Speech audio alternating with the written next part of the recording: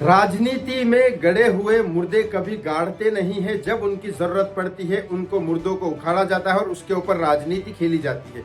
इस बात का सीधा सीधा गवाह अगर किसी से सीखना है तो कांग्रेस से जाके सीखो, क्योंकि कांग्रेस वाकई में गड़े हुए मुर्दे उखाड़ती है और बार बार ये चीजें उसके ऊपर राजनीति खेलती है। काम तो कुछ करती नहीं है लेकिन राजनीति खेलती है। नरेंद्र मोदी एक ऐसी सरकार लेके आए जिसमें किसी को भी बख्शा नहीं जाता है, जो गुनाह करता है उसको अंदर डाला जाता है।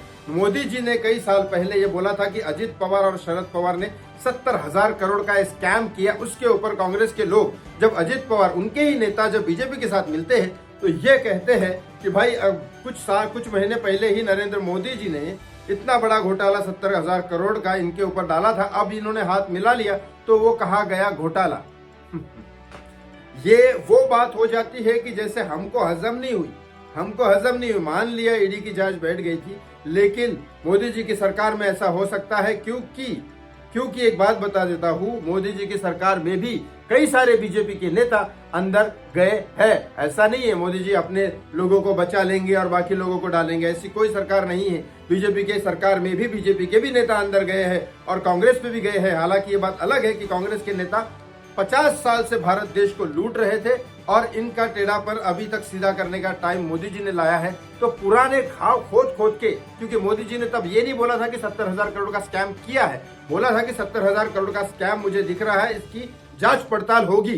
तो जांच पड़ताल की। अजित पवार भले इनसे मिल गए हो, लेकिन अगर अजित पवार ने घोटाला किया है तो मुझे मोदी सरकार कभी भी अंदर उनको भी डाल सकती है, मुझे नहीं लगता ऐसा है। लेकिन 2024 के इलेक्शन में, क्योंकि भारत का सिस्टम ऐसा है, संविधान का सिस्टम ऐसा है कि इलेक्शन के टाइम पे थोड़ा गड़बड़ी हो ही जाती है और राजनीति खेलनी ही पड़ती है। जब भगवान कृष्ण ने द्रोणाचार्य को मारा झूठ बोल के, तो ऑफकोर्स ये संविधान ही ऐसा है, यहाँ पे थोड़ा बहुत तो राजनीति खेलनी ही पड़ेगी और मोदी जी इसमें बहुत बड़े माहिर है। लेकिन दो टाइप की राजनीति होती है, एक अपने स्वार्थ के लिए और एक होती है देश के लिए। तो मोदी जी कर रहे हैं देश के लिए, क्योंकि मुझे लगता है अगर 70,000 करोड़ का स्कैम किया है तो वो जाएंगे जेल में। लेकिन कांग्रेस इसके ऊपर किस तरह की राजनीति खेलती है आपको समझ में आया है?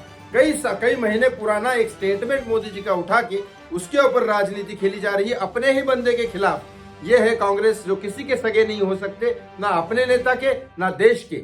आपको इस बारे में क्या लगता है? कमेंट बॉक्स में कमेंट करके जरूर बताएं। Thank you so much watching मी। धन्यवाद।